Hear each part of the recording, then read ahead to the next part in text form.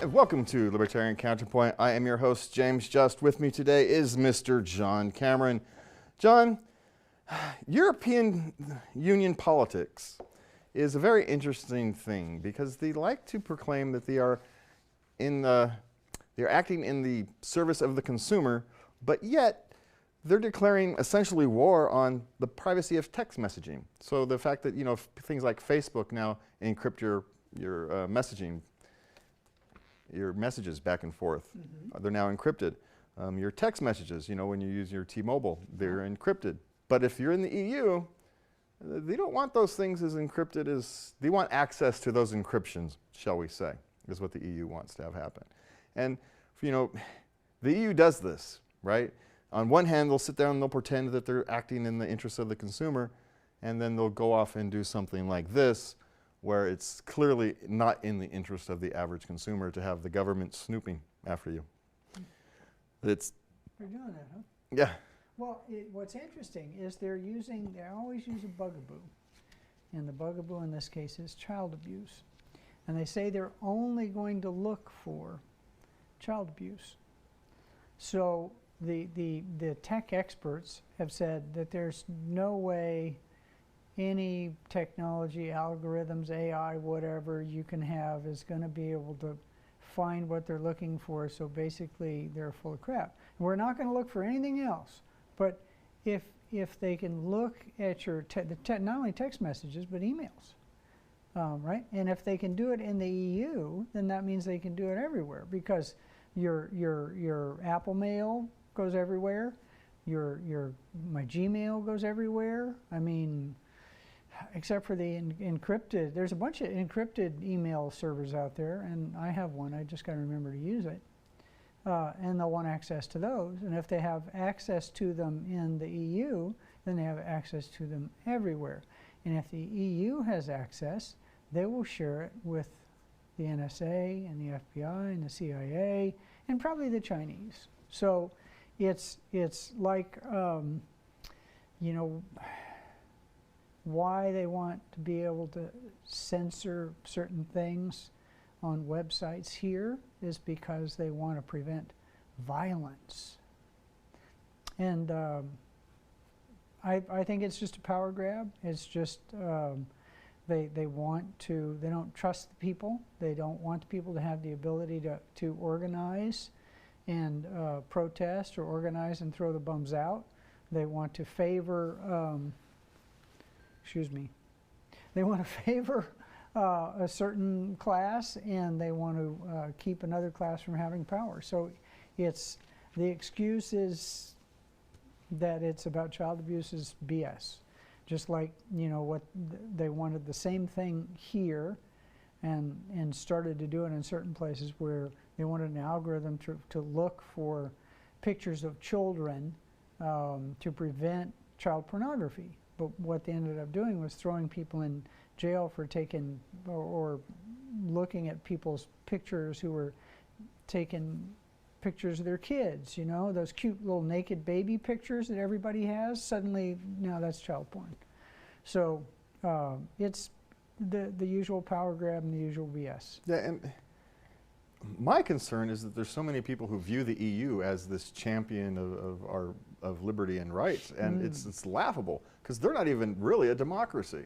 It's a bureaucratic state. It's literally a bureaucratic state. Like ours. Yeah, but theirs is designed that way, right? To put all the power. Well, they have a parliament, but the problem here is the same problem we have here. They have letter agencies that actually have more power than we do here, and the EU agencies have the ability to go in and tell French farmers how to farm, which they hate, Italian people how to grow grapes, which they hate. What else? Germans how to, fix their beer and their schnitzel, which they hate, and they can't tell the English to do anything now because they said, "The heck with you guys," and they're really kind of the model for what's going on here, where you have, the EPA, and you have the Army Corps of Engineers, what they're trying to do, rape the American River here in Sacramento, because the Army Corps of Engineers, folks, writes its own permits. So unless somebody really gets the politicians involved or sues them, they can do anything they want. And that's kind of the same thing that's happening in the EU. And I saw a YouTube video about the other day about an engineering professor. He was at home building a Lego bridge with his 3-year-old son, and they got finished building it, and it was a little lopsided. And he says, "I know how to fix this." So he went digging through the pieces, trying to find the right pieces of the Legos to fix the bridge. But the 3-year-old took some pieces out and fixed the bridge. And he goes, and it was a better solution. And he says, so how is it that me, an engineering professor, is out-engineered by a 3-year-old? And so he went and took this same problem, and he took it out to his engineering compatriots, his students, his other engineering professors, and they all added things to the bridge to fix it. Not one single educated engineer decided to take something out to fix this problem. They all wanted to add something to fix the problem. Well, And I see where you're headed. I like it.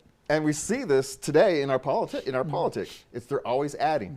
The concept of taking away something from the government, taking power away from it's just completely, it doesn't even cross people's minds. There's a local example of that. They passed a law, people actually voted for it for some crazy reason, to not, to make shoplifting below $999 not a felony, like a misdemeanor, and they don't even prosecute it.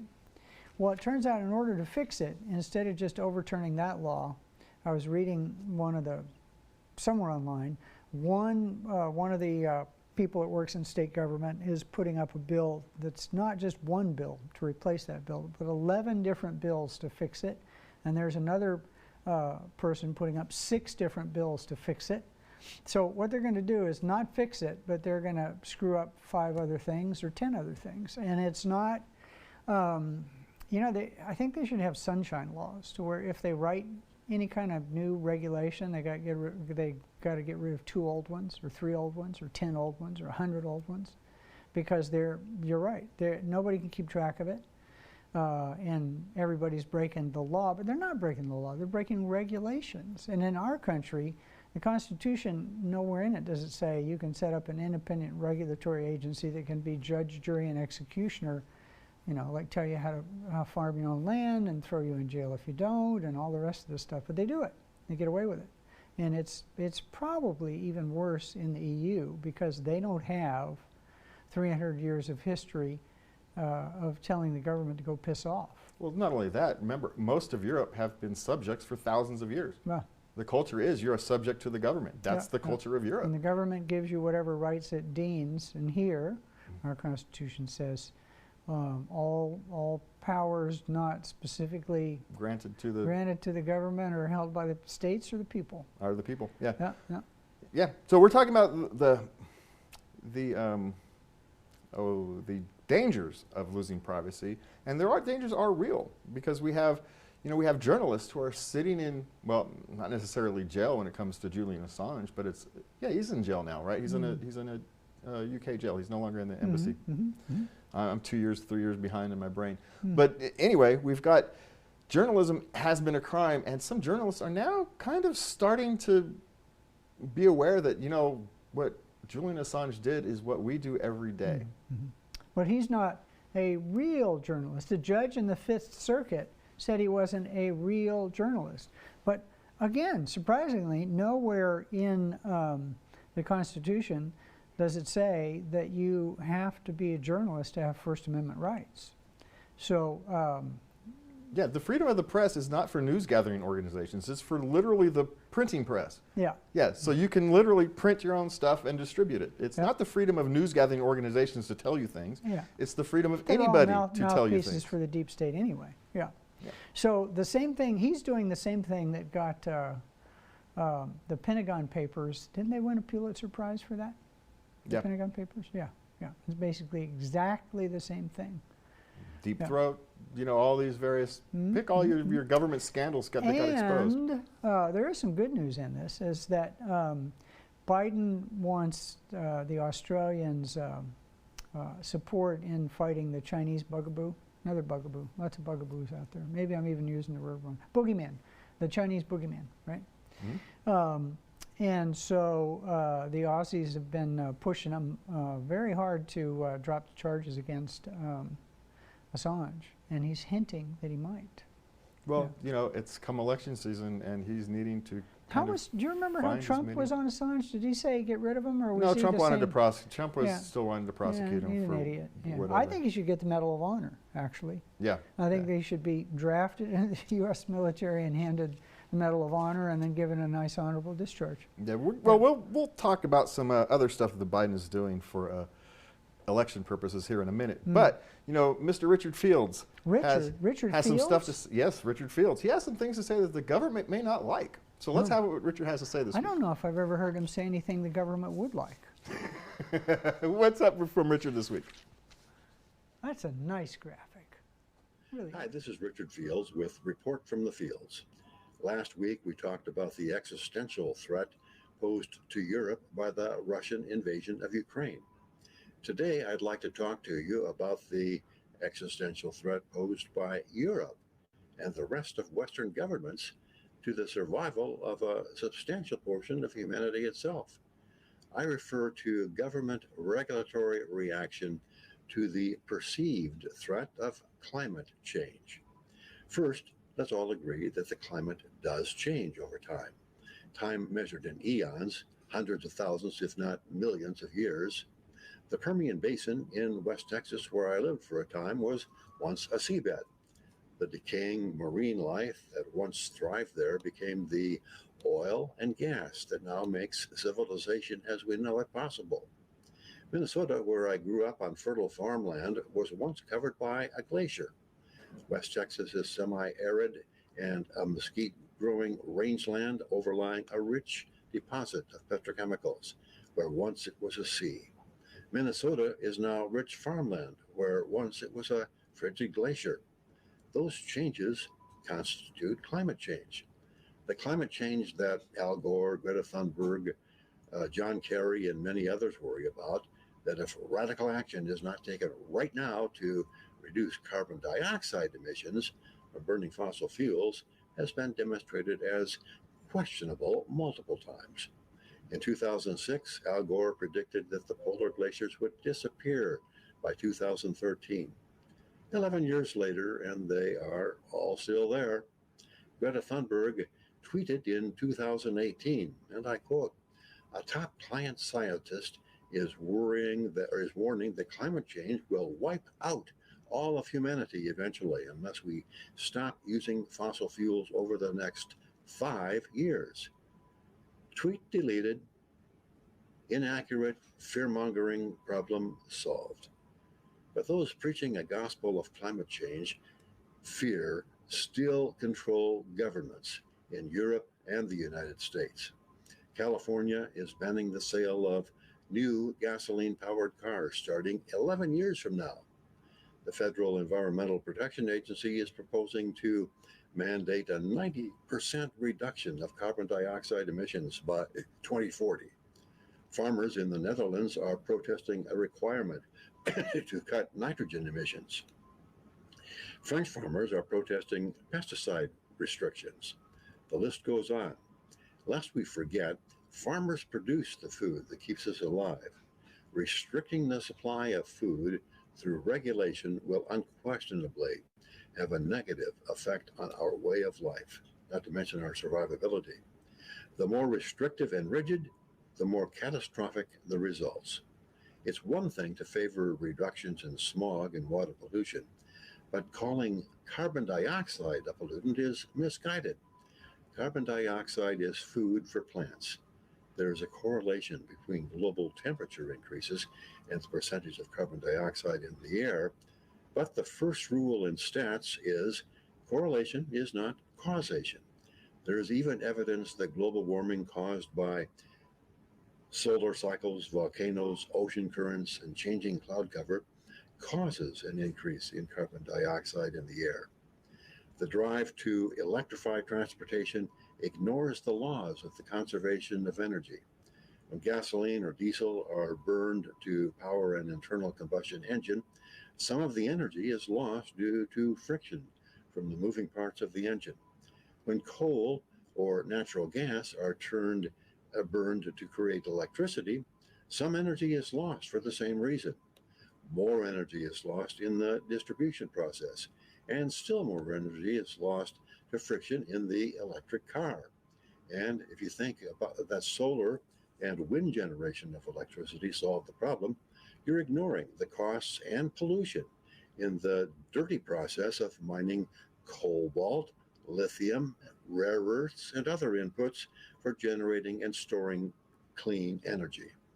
The best way to provide the energy to keep civilization humming is to limit regulation to ensure that producers of energy eliminate or pay for any negative externalities they create. Then let the free market do its magic. And carbon dioxide is not a negative externality. It's plant food. This is Richard Fields with this week's Report from the Fields. See you again next week. Well, thank you, Richard. I'd like to comment on Yeah, please have. on Richard's short piece on. There's 20% more greenery on the Earth now than there was about 30 years ago. So the increase in carbon dioxide is, let's say, 200 parts per million, which would be 20 parts per 100,000, which would be 2 parts per 10,000. That's 1/5,000th increase in a gas that is already that's how much it's increased in the atmosphere, 1/5,000th. So the one effect that we can observe is that there's 20% more green on the planet because of the additional carbon dioxide. But when they talk about this exact science of causation of CO2 and temperature increase, they don't add in the very real increases that we can see that are man-made, provably man-made. 3% of the Earth's land surface, which means about 1% of the planet, is 10 degrees higher. That's urban landscapes, 10 degrees higher than the surrounding area. So that's 1/10 of a degree there. And then if you put in all the roads and parking lots and all the rest of that and add up the surface area they covered, the fact that their albedo is also higher, that's approximately another 0.1%. And then if you put in the albedo of all the solar farms and the reduction in prevailing winds from wind farms, you're getting in the neighborhood of 1/2 degree in temperature change. So if this model that says that carbon dioxide is causing it is correct, where's that other 0.5% going? So it's all basically just... Well, it's going to be hard, you know, when you have things like the magnetic field is changing and reducing shape. You have space weather that we now know impacts the Earth's weather. There's just so many factors that we don't know how to compute right now. And we do know how to compute one, though. But I also want to point out, John, that one of the fundamental things that underlies this whole argument is that they treat humanity as an extra evolutionary force. But we are evolutionary creatures. Yeah. We evolved here on the Earth like everything else. And so our actions are, whether we like them or not, whether they're smart or not, are natural. And so I think that's one of these things that we have to consider as we move forward. So, but, you know, John, a lot of this would be considered misinformation that we've just talked about here. Some people would consider it misinformation. And we've got, there was a Wall Street Journal opinion piece, I believe, yes, that Disinformation October surprise is coming. The question is, what's it going to be? Right? I mean, it could be anything or nothing. The whole notion of an Disinformation October surprise may be in itself disinformation, right? How do we decipher this madness that the media is spewing on us? Well, one person's disinformation is another person's religion. One person's religion is another person's disinformation. And I certainly don't want the powers that we let be deciding what's disinformation and what isn't. Are we going to get into the retrodiction? Yes, part? that's where we're headed after that. All right, Yeah, heading yeah, you get to explain that to people. Good luck, Johnny. So the idea that they just setting up like this sounds like the setup in 2016 where the FBI said Russian disinformation to affect the election, and then they invented the Steele dossier and then said that Trump was benefiting from Russian disinformation. And it turns out that the disinformation was put together by Clinton and Obama and all their gang to influence the election. And so those people, they're sneaky. They're sneaky. So I think you're right. They're throwing out this disinformation surprise is coming in October. You know, just to say, aha, disinformation, and aha, the Trump organization, and aha. And the good thing about all of this is that nobody believes anything anymore that people in the lamestream media and the government say. And that's a wonderful thing, because they should never have believed any of it to start with. Yeah. All right, so now, John, we know censorship isn't the answer to misinformation or disinformation or whatever it is, right? More information is the answer.